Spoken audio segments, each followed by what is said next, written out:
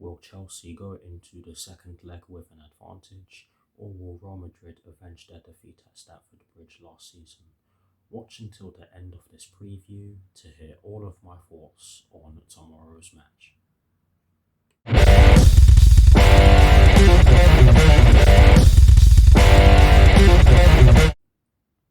Hello people, welcome to my channel, welcome to another video. This is my preview for the match that will be taking place tomorrow evening at Stamford Bridge in the UEFA Champions League quarter-final first leg between Chelsea and Real Madrid, with kickoff at 8 PM UK time.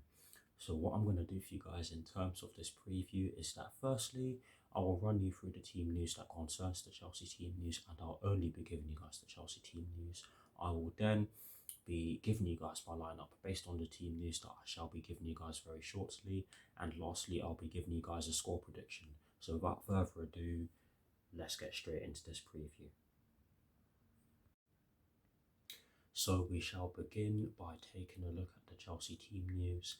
And in this preview, I only have one piece of information for you guys in regards to the Chelsea first team, and it concerns Callum Hudson-Odoi and Ben Chilwell.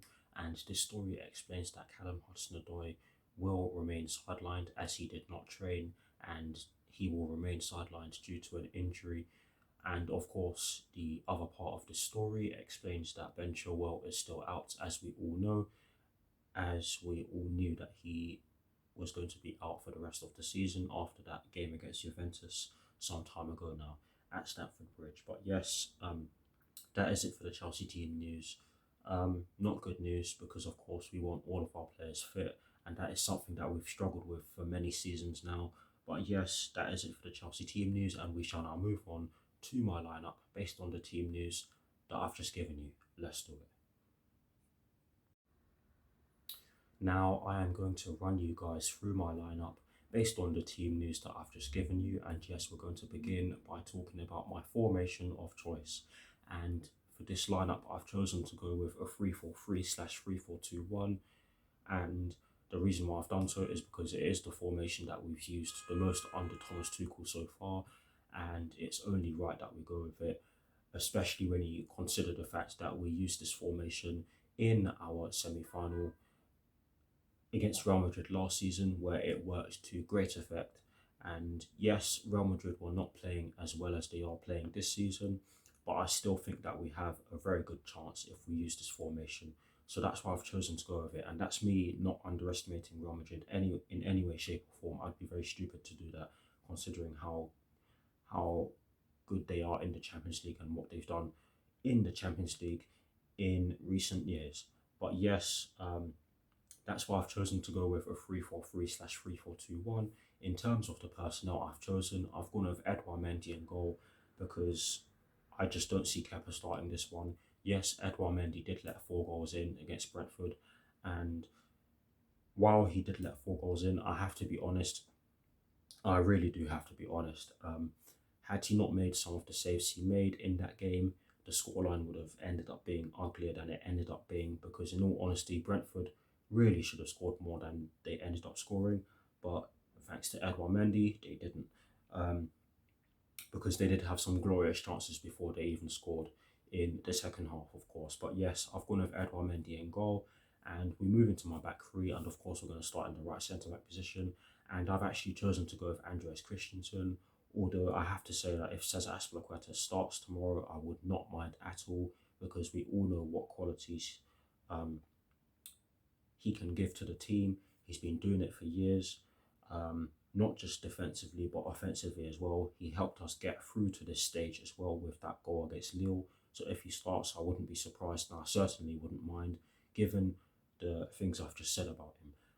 Andreas Christensen, though, I do think he does deserve to play. We haven't seen too much of him recently, but again, we all know what qualities he possesses. He's really calm on the ball. He has a lot of pace on him. He has chipped in with a couple of goals this season as well.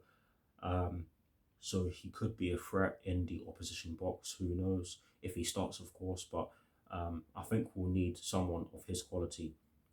Someone who could, and this is not me saying that Cesar Azpilicueta or any other player who we have at the club that can play in this position can't be calm on the ball. I'm just saying that Andreas Christensen needs to play this one because he does deserve to play, in my opinion. He hasn't had too much game time recently, so it's only right that he gets given the opportunity to play. But yes, Andreas Christensen has gone into this position for me, and I really do hope what I said made sense. Anyways, we move into the centre of my back three, and I've gone with Thiago Silva. And the reason why I've done so is because of his calmness on the ball, his ability to help us get up the pitch when he's in possession of the ball. And as well as that, he has chipped in with some goals as well. So I think that he does deserve to play. He's arguably been our best defender this season. So for me, he has to start in the centre of our back three. And to complete my back three now, I've gone with Antonio Rudiger in the left centre back position because, again, he's been extremely good this season. He's not just been extremely good defensively, but offensively, he has chipped in with quite a few goals this season, including the one that we saw on the weekend that sadly had to get overshadowed by the shambolic performance that we ended up putting in against Brentford. But that was a brilliant hit by Antonio Rudiger. So I think that he needs to play because of what he can offer offensively as well as defensively. And I'm not just talking about his shooting from distance or his headers. I'm talking about his driving runs as well, because those driving runs have helped us get up the pitch. And I think that we might just need that against Real Madrid tomorrow evening, but we'll see. But that's why I've gone with Antonio Rudiger in this position, and that of course completes my back three. We shall now move into the midfield four, and of course I'm including the two wing backs. And yes, we're going to go from right to left as always. In the right wing back position, I have gone with Reece James, and the reason why I've done so is because we need that energy down that right hand side. Reece James has not played in just under a month, if I'm not mistaken. But yes, I think that we need him down that right hand side, especially when you consider the players who they can deploy in the left wing position. But yes, Reece James does deserve to start. Defensively, he has been pretty good this season. Offensively as well, he's been really good. He's chipped in with a couple of goals, and he's put in some absolutely majestic balls for the other players to get on the end of. But yes, I think Reece James does deserve to play, and it's about time he got a consistent run of games again, because he has been injured for a while. He did also just come back from an injury and get injured again. So again, it's only right that he gets given the opportunity to get a consistent run of games, and it's only right that he gets given the opportunity to start doing so in such a key game where we all know he can perform. But yes, that's why I've gone with Reece James in the right wing back position. In terms of my two central midfielders, I've had to go with N'Golo Kante and Mateo Kovacic. Honestly, against Real Madrid tomorrow evening, we're going to need bags and bags of energy, and that is not me saying that Jorginho, Saul Niguez or Ruben Loftus-Cheek cannot offer that. I'm just saying that these two are the most energetic, and I think that when it comes to stopping Real Madrid from dominating in the centre of the pitch, I think those two are really key in terms of us being able to do that. And again, I know that Jorginho does like to dictate play, but I do have to say that Mateo Kovacic does have the slight edge over Jorginho in terms of physicality, because Mateo Kovacic is definitely more physical than Jorginho. But yes, I've had to go with this central midfield pairing because of the energy they offer, as well as that they've both been chipping in with goals. Yes, definitely more sporadic. They've definitely been chipping in with goals more sporadically than the other players in our squad, and of course, you'd probably expect that, but they have been chipping in with goals and assists as well. So I think that they could help us get the ball up the pitch as well. So that's why I've gone with them two in the centre of my midfield. And now to complete my midfield four, I've gone with Marcos Alonso in the left wing back position. And I know that some of you are going to question my decision to do so, but I've gone with him because he's another player who offers a lot of energy. Yes, he's not the quickest. Yes, he can get caught out defensively. But on his day, he is really good defensively. And I've seen him put in some really good defensive performances where some Chelsea fans out there would have just preferred to slate him and be dishonest about his performances whenever he's put in good performances. But anyways, offensively, I think we're going to need someone who um, can. I think we're going to need him because of his ability to take shots from distance and whip in a great ball, which is something that Marcos Alonso can do. And hopefully he does do it if he starts in tomorrow's game. But anyways, that's why I've gone with Marcos Alonso in the left wing back position. And now to move into the front three and now to complete my lineup, I'm going to move into the front three and complete my lineup. By doing so, in the right forward position, I've gone with Hakim Ziyech. Yes, he did not have a great game against Brentford at all. Um, it was very much unlike him, considering the formation we was using. But it happens, and I think that he does deserve a chance to redeem himself because he hasn't been starting too many games recently. But yes, I've gone with Hakim Ziyech, not just because of that, but because of the quality he offers on the ball as well as off the ball. Yes, I was contemplating going with Mason Mount, but for me, Hakim Ziyech deserves to play over him. But if Mason Mount starts, then I'd completely understand because of his ability to run for days. He is very energetic, and I think that might just be what Thomas Tuchel wants in tomorrow's game. Let's make no mistake about it. Hakim Ziyech is also very energetic. He works hard off and on the ball. But for me, I've had to go with Hakim Ziyech because he is someone who can create something from nothing. And I think that we might just need that against Real Madrid tomorrow evening. But again, if Mason Mount starts, I'd completely understand.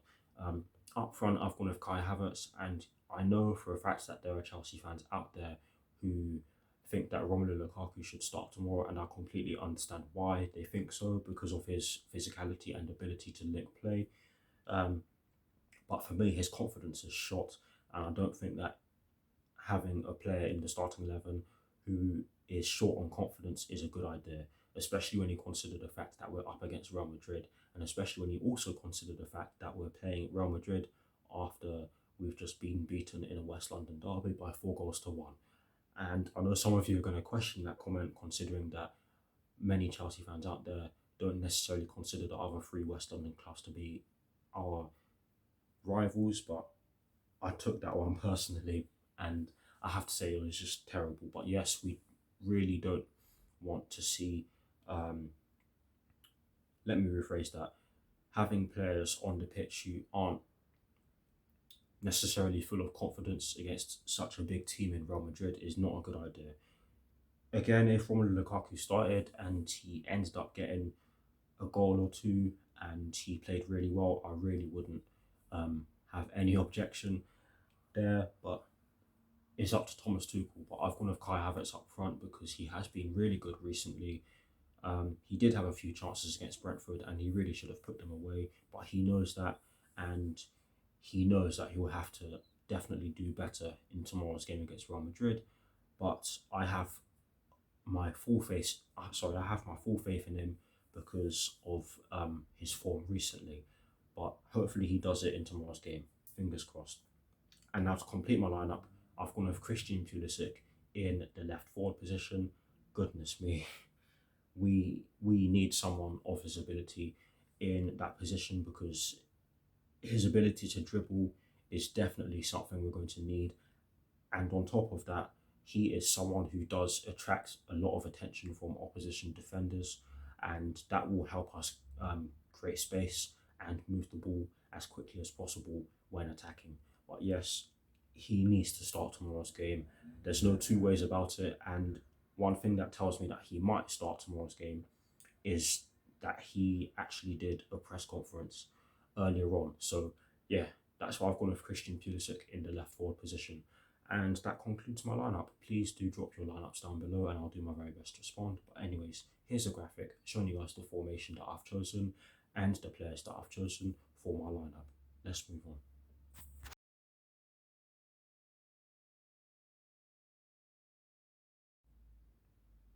Now, to end this preview, I'm going to give you guys my score prediction I've chosen to go with a 2-1 Chelsea win, and I know for a fact that quite a few of you are going to question why I've done so after we just got demolished by Brentford on Saturday. But again, this is me not underestimating Real Madrid whatsoever. This is just me saying that we have what it takes to get the job done. Um, let's make no mistake about it. This is not going to be an easy game whatsoever. It is a very big game. Real Madrid have been doing really well this season, and you have to also take into consideration. Sorry, you also have to take into consideration the fact that they managed to get through after losing the first leg against PSG. So anything is possible. The players absolutely have to turn up, especially after what went down at Stamford Bridge on Saturday, where we got beaten 4-1 by Brentford in the West London derby. I'll keep mentioning it until the cows come home. No, I won't.